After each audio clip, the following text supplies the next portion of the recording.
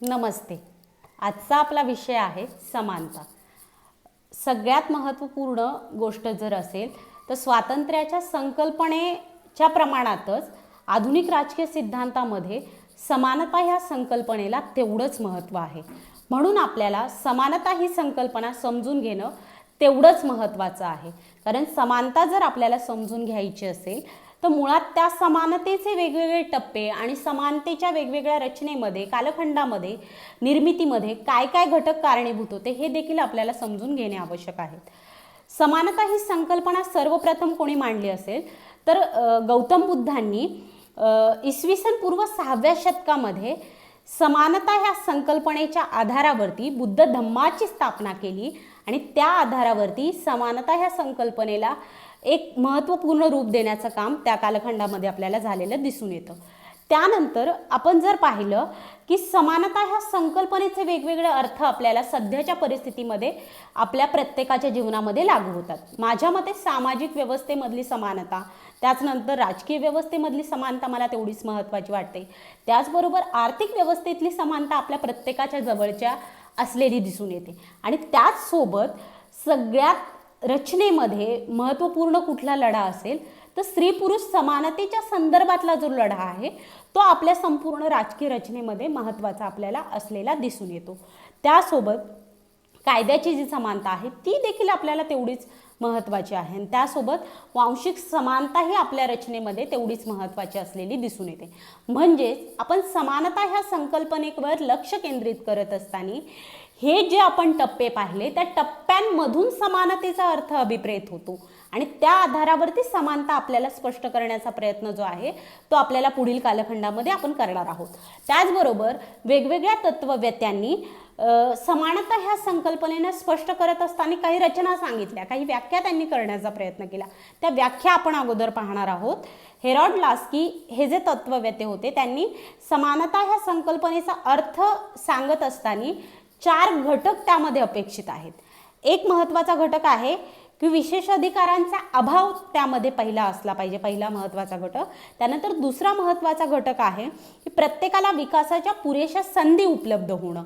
त्यासोबत तिसरा महत्त्वाचा घटक आहे प्रमाणशीलपणा. चौथा महत्त्वाचा घटक आहे सामाजिक आणि आर्थिक शोषणाचा जो अभाव आहे तो ह्या सगळ्या टप्प्यांमध्ये ह्या 4ही घटकांना समानता ह्या संकल्पनेमध्ये तेवढंच महत्त्व आपल्याला दिसतं. आणि त्याच आधारावरती समानता ही संकल्पना आपण लक्षात घेत असताना अजून एका तत्ववेत्याचं व्याख्या जी आहे ती आपल्याला ह्या सेशनमध्ये महत्त्वाची वाटते. राफेल हा जो तत्ववेत्ता होता त्याने व्याख्या केलेली आहे की प्रत्येक व्यक्तीला आपल्या मूलभूत गरजांचे समान समाधान करण्याचा अधिकार आणि प्रत्येकाला आपल्या क्षमतेचा विकास आणि वापर करण्याच्या समान संधी म्हणजे समानता. राफेल ह्या तत्ववेत्याच्या मते त्यांनी केलेली व्याख्या की समान संधी उपलब्ध होणं ही व्यक्तीसाठी खूप महत्त्वपूर्ण अट आहे. कारण व्यक्ती विकासासाठी ती तेवढीच महत्त्वाची, समान व्यवस्थेसाठी महत्त्वपूर्ण असलेली अट दिसून येते. त्यासोबत आपण ब्रायन हा जो तत्ववेत्ता होता त्याने व्याख्या केलेली आहे समानतेच्या तत्वावर 4 घटकांचा समावेश होतो असं त्याचं म्हणणं होतं. आणि ते 4 महत्त्वाचे घटक कुठले असतील तर त्याच्यामध्ये सर्वांसाठी मूलभूत समता हा पहिला महत्त्वाचा घटक आहे. त्यानंतर दुसरा महत्त्वाचा घटक आहे समान संधी. तिसरा महत्त्वाचा घटक आहे की विकासासाठी सर्वांना समान परिस्थितीची आवश्यकता. त्याचबरोबर चौथा महत्त्वाचा घटक आहे फलश्रुतीची समानता. म्हणजेच ह्या तत्ववेत्यांच्या मते एकूणच समान रचनेसाठी समान संधी आवश्यक होणं आणि एकूणच ते वातावरण असणं हे महत्त्वाचं असलेलं दिसून येतं. म्हणजेच समानता ह्या संकल्पनेचा अर्थ आपल्याला जर समजून घ्यायचा असेल तर त्याच्यामध्ये ज्या काही क्रांती झाल्या, म्हणजे क्रांत्या ज्या झाल्या ह्या कालखंडामध्ये त्या देखील आपल्याला पाहाव्या लागतील. म्हणजे समानता संकल्पनेचा आधुनिक अर्थ आपल्याला लक्षात येतो. त्याच्यामध्ये अमेरिकन क्रांती असेल 1776, त्याचबरोबर फ्रेंच राज्यक्रांती असेल 1789. पूर्व काळात समानता अंतर्गत संपत्ती आणि सत्ता ह्या व्यवस्थेसाठी ह्या क्रांत्या आपल्याला झालेल्या दिसून येतात.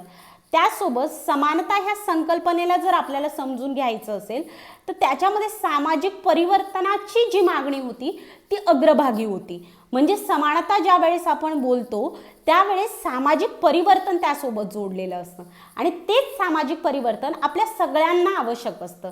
कारण ज्या रूढी परंपरांबरोबर आपल्याला पायामध्ये ज्या काही बेड्या अडकवल्या आलेल्या आहेत त्या आपल्याला कुठेतरी तोडायच्या असतात आणि त्यासोबत एक व्यक्ती म्हणून नाकारलेला अधिकार आपल्याला त्या परिवर्तनासोबत मिळवायचा असतो आणि तेच खरं तर आवश्यक आहे. आणि त्याच्यामध्ये समर्थन म्हणजे करण्याबाबत विषमता कुठेतरी नष्ट झाली पाहिजे, हे एक त्याच्या मागचं महत्त्वाचं तत्व आहे. आणि ही विषमता एका समान रचनेसाठी आपल्याला आवश्यक आहे. आणि त्याच्यामध्ये रुसोसारखा जो तत्ववेत्ता होता त्यांनी 2 प्रकारच्या विषमतेवर लक्ष केंद्रित केलेलं आहे. एक नैसर्गिक विषमता आणि एक पारंपरिक विषमता. म्हणजेच नैसर्गिक विषमतेमध्ये त्याने मनुष्याचं वय, उंची, सौंदर्य, शक्ती, रंग या सगळ्या विषमतेवरती नैसर्गिक विषमता आहे, जी काही बदलता येत नाही अशा प्रकारची ती नैसर्गिक विषमता आहे. म्हणजेच ह्या विषमतेला ज्या वेळेस नैसर्गिक स्वरूप प्राप्त होतं तिथे कुठल्याही प्रकारचा बदल अपेक्षित नसतो. पण ज्या वेळेस पारंपरिक विषमतेविषयी आपण बोलतो त्यामध्ये बदल आपल्याला अपेक्षित असतो.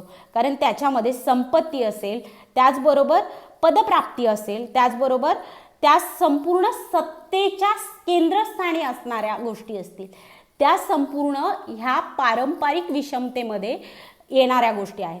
म्हणजे रुसोने जे सांगितलं की नैसर्गिक विषमता आणि पारंपरिक विषमता या दोन्ही विषमतेला जर आपण केंद्रस्थानी मांडलं तर त्याच्यामध्ये पारंपरिक विषमता ही बदलणं आवश्यक असतं.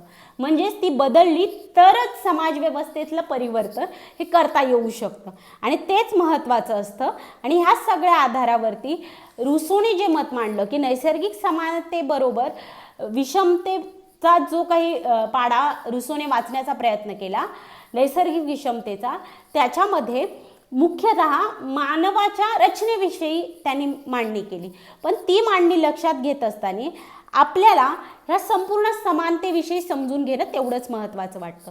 कारण आपण ज्या वेळेस समान रचनेच्या अपेक्षा करतो तेव्हा ह्या कोविड-19च्या परिस्थितीमध्ये ज्या वेळेस आरोग्य व्यवस्थेतली समानता आपण मागतो आहोत, कारण आम्हाला जर आरोग्य व्यवस्थेतली समानता नसेल तर खऱ्या अर्थाने आपण एका देशात राहतो, एका देशाचे नागरिक आहोत आणि त्या नागरिकांना सगळ्यांना समान आरोग्याच्या संधी उपलब्ध होणं आणि त्याच्यासाठी सगळ्या ट्रीटमेंट अवेलेबल होणं ही एक राष्ट्रीय नागरिकत्वाची संकल्पना जी आपल्याला जोडलेली आहे ती देखील समान रचनेमध्ये येते. म्हणजे समान आरोग्याच्या संधी ह्याही समानतेमध्ये इन्क्लूड झाल्या पाहिजेत हे आपलं म्हणणं असलं पाहिजे.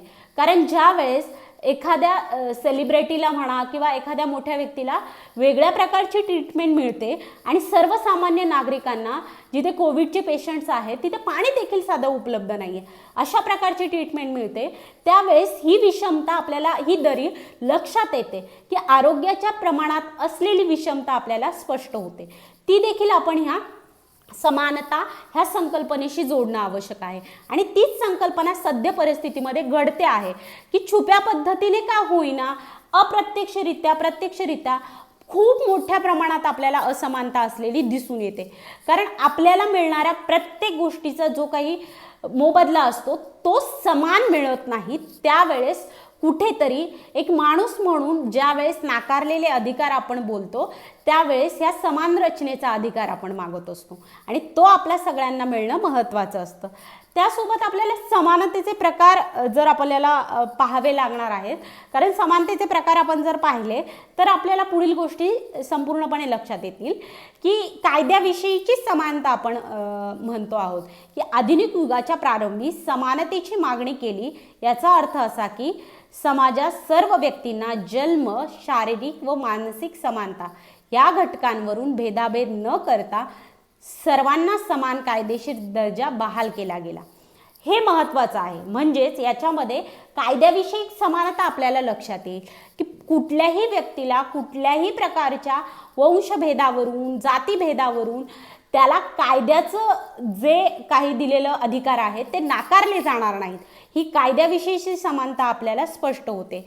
आणि त्याचबरोबर रुसोने आपल्या सामाजिक कराराचा जो सिद्धांत होता 1762 या ग्रंथामध्ये असं प्रतिपादन केलं की सर्व नागरिकांना कायद्याने समानता प्रदान केलेली आहे. ही नागरिकाची सामाजिक जी सोसायटी आहे, सामाजिक रचना जी आहे त्याच्यामध्ये प्रमुख विशेषण असलं पाहिजे. म्हणजे कायद्याविषयीची समानता जी आहे ती सामाजिक समानता प्रत्येक रचनेमध्ये, समाज व्यवस्थेमध्ये समान याच्यामध्ये असली पाहिजे, हे रुसोचं म्हणणं होतं. त्याचबरोबर राजकीय समानता दुसरा जो प्रकार आहे तो आहे राजकीय समानता. आणि तो समजून घेत असताना राजकीय समानतेचा प्रकार हा आधुनिक काळात लोकशाहीच्या काळामध्ये लोकशाहीच्या विकासाबरोबर विकसित झाला. म्हणजे कोणत्याही भेदाभेदाशिवाय सर्वांना समान राजकीय अधिकार प्राप्त होणं म्हणजेच राजकीय समानता. कुठल्याही व्यक्तीला वांशिक राजकीय वारसा नसलेल्या निवडणूक लढवता येणं किंवा निवडणुकीमध्ये आपलं मत मांडता येणं आणि प्रत्येक व्यक्तीचं राजकीयकरण होणं ही आहे राजकीय समानता. आणि ती राजकीय समानता भारतीय रचनेमध्ये खूप महत्त्वाची आहे. कारण जोपर्यंत सर्वसामान्य 80% लोकांचं राजकीयकरण जोपर्यंत होत नाही तोपर्यंत राजकीय समानता आपल्याला कुठेही प्रस्थापित होताना दिसून येणार नाही.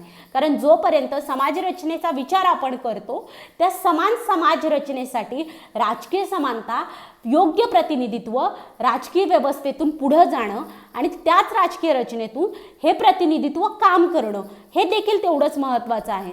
म्हणजेच मतदानाचा अधिकार हा कायद्याने दिलेला जरी असला, राज्यघटनेने दिलेला जरी अधिकार असला तरी राजकीय इम्प्लिमेंट करत असताना, राजकीय नेतृत्वामध्ये काम करत असताना योग्य प्रतिनिधित्व देणं हे प्रत्येक नागरिकाचं काम आहे. आणि त्या नागरिकाला योग्य उमेदवार निवडता येणं हे त्याचं राजकीयकरण होणं ही एक समानता आहे. आणि ती समानता आपल्या संपूर्ण समाज व्यवस्थेमध्ये प्रस्थापित होणं खऱ्या अर्थाने आवश्यक आहे. त्याचबरोबर आपण पुढची जे प्रकार जो आहे की सामाजिक आणि आर्थिक समानता. सामाजिक आर्थिक समानता हा भरीव समतेच्या मागणीतला महत्त्वाचा भाग आहे. म्हणजे सामाजिक आर्थिक समानतेच्या विचारात समतेचे सामाजिक आणि आर्थिक आयाम परस्परांना भिनलेले असतात. आणि त्यासोबत ह्या संपूर्ण याच्यामध्ये की समाजात जोपर्यंत सामाजिक समता प्रस्थापित होत नाही तोपर्यंत आपल्याला कुठल्याही प्रकारची आर्थिक समता प्रस्थापित करता येणार नाही. आणि सामाजिक समानता जर आपल्याला प्रस्थापित करायची असेल तर मूळ त्याच्यासाठी आवश्यक आहे की आपल्याला शिक्षणातली जी समानता आहे ती देखील महत्त्वाची आहे. आणि ती समानता शिक्षण व्यवस्थेमध्ये तत्वज्ञानाच्या माध्यमातून मांडल्या गेलेल्या फक्त कारकुनी वर्ग शिक्षण व्यवस्थेतून निर्माण होऊ नये अशा प्रकारची सामाजिक समानता नाही, तर त्याच्यातून प्रश्न विचारणारा, एक व्यवस्थेतला प्रश्न करणारा आणि समानतेसाठी भांडणारा ज्या वेळेस विद्यार्थी तयार होतो त्यावेळेस ह्या संपूर्ण सामाजिक रचनेतला तो भाग बनतो. आणि त्याच आधारावरती आर्थिक समानता प्रस्थापित होण्यासाठी कुठेतरी त्याला चालना मिळते आणि ती महत्त्वाची आहे. त्याचबरोबर पुढचा जो प्रकार आहे की नैसर्गिक समानता. प्रत्येक व्यक्तीला एक माणूस म्हणून समान वागणूक मिळणे म्हणजेच नैसर्गिक समानता. जन्माने प्रत्येक व्यक्ती स्वतंत्र आहे आणि समान आहे. कोणताही मानवनिर्मित भेदाभेद बाजूला सारून व्यक्तीला एक माणूस म्हणून समान वागणूक देणे आणि नैसर्गिक समता अपेक्षित करते. ह्या प्रकारामध्ये की एक व्यक्ती म्हणून तिला कुठल्याही प्रकारचा भेदाभेद मानला जात नाही. निसर्गातच प्रत्येक व्यक्ती समान आहे, तिला कुठल्याही याच्या आधारावरती भेदाभेद करता येणार नाही अशा प्रकारची नैसर्गिक समानता अपेक्षित असते. आणि ह्याच आधारावरती स्वातंत्र्य आणि समानता ह्या दोन्ही संकल्पना एकमेकांशी संलग्नित असलेल्या आपल्याला दिसून येतात. आपण ज्या वेळेस स्वातंत्र्याच्या संकल्पनेविषयी बोलतो त्याच वेळेस समानता ही संकल्पना आपल्याला तेवढ्याच जवळची असलेली दिसून येते. म्हणजेच एकूणच सामाजिक स्तरावरती समानता जर प्रस्थापित करायची जर असेल तर साम्यवादी व्यवस्थेतल्या समानतेविषयी आपण बोलणं अपेक्षित आहे. एक नाजूक संतुलन असतं. स्वातंत्र्य आणि समता ह्या संकल्पनेमध्ये एक नाजूक संतुलन आपल्याला दिसून येतं आणि तेच आपल्याला साधायचं आहे. ह्या सगळ्या आधारावरती स्वातंत्र्य जर आपण उपभोगतो आहोत तर आपल्याला समानता साहजिकच अपेक्षित आहे. आणि त्याच आधारावरती ह्या परस्पर भिन्न संकल्पना नाही आहेत, तर त्या परस्पर एकत्र असलेल्या आपल्याला कुठेतरी दिसून येतात. आणि त्याच आधारावरती खऱ्या अर्थाने सध्याच्या परिस्थितीमध्ये शैक्षणिक स्तरावरची समानता असेल, कारण वेगवेगळ्या रचनेमध्ये ज्यांच्याकडे पैसे आहेत त्यांनी डिग्री मिळवायची का इथपासून प्रश्न उपस्थित होत असताना शैक्षणिक स्तरावरची समानता कुठेही आपल्याला दिसत नाही. आर्थिक स्तरावरची समानता तर बिलकुलही दिसत नाही आहे.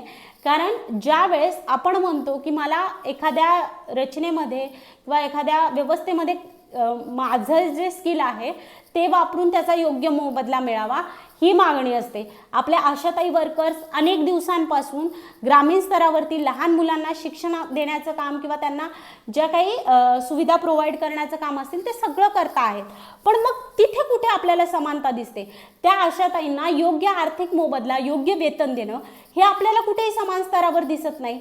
महिलांना आजही शेतीच्या कामांमध्ये किंवा इतर ग्रामीण स्तरावरच्या कामांमध्ये पुरुषांना वेगळं वेतन आणि महिलांना वेगळं वेतन हे ठरलेलं असतं. म्हणजे महिला जर त्या शेतामध्ये मजुरीने जाणार असेल तर तिला 200 रुपये आणि त्याच शेतामध्ये जर तोच पुरुष काम करणार असेल तर त्याला 300 रुपये वेतन दिलं जातं. म्हणजे ही कुठेतरी असमानता आहे, स्त्री पुरुषातली असमानता आहे. म्हणजेच आपण जे प्रकार सुरुवातीला पाहिले ते देखील आपल्याला तेवढेच महत्त्वाचे आहेत. आणि ती समानता जर सद्य परिस्थितीमध्ये प्रस्थापित करायची असेल तर आपण प्रत्येकाने आपापल्या माध्यमातून या संपूर्ण समाज व्यवस्थेकडे पाहणं अपेक्षित आहे. खऱ्या अर्थाने समाज व्यवस्थेचं शोषण प्रत्येक घटकाच्या स्तरावरती होत आहे का? प्रत्येक घटक कशा पद्धतीने शोषला जातोय याची ज्यावेळेस जाणीव होते त्यावेळेस आपल्याला समानता ह्या संकल्पनेचं स्पष्टीकरण होण्यास मदत होते. कारण त्याच वेळेस आपल्याला जाणवतं की ही संकल्पना प्रत्येक व्यक्तीच्या जीवनामध्ये आर्थिक असेल, सामाजिक असेल, राजकीय असेल, ह्या सगळ्या स्तरावरचं शोषण आपल्याला दिसून येतं. सामाजिक स्तरावरती प्रत्येक घटकामध्ये आपल्याला दिसतं की मागासलेल्या घटकांना ऑलरेडी आधीपासून शिक्षण व्यवस्थेमध्ये स्थान नव्हतं, पण त्यांना कुठेतरी स्थान जर समाज व्यवस्थेमध्ये मिळवायचं असेल तर त्या समाज व्यवस्थेमध्ये स्थान मिळवण्यासाठी त्यांचा जो प्रयत्न असतो, त्या सामाजिक एक रचना ज्या वेळेस आपण निर्माण करण्याचा प्रयत्न करतो त्यावेळेस त्या घटकांचा सहभाग आपल्याला त्या सामाजिक रचनेमध्ये अपेक्षित असतो. आणि त्यावेळेस समान रचनेसाठीचा प्रयत्न, परिवर्तनशील समाज व्यवस्थेसाठीचा प्रयत्न तुमच्या आमच्या माध्यमातून होऊ शकतो. आणि आपण प्रत्येकजण तो प्रयत्न करा ही आशा व्यक्त करते आणि थांबते. धन्यवाद.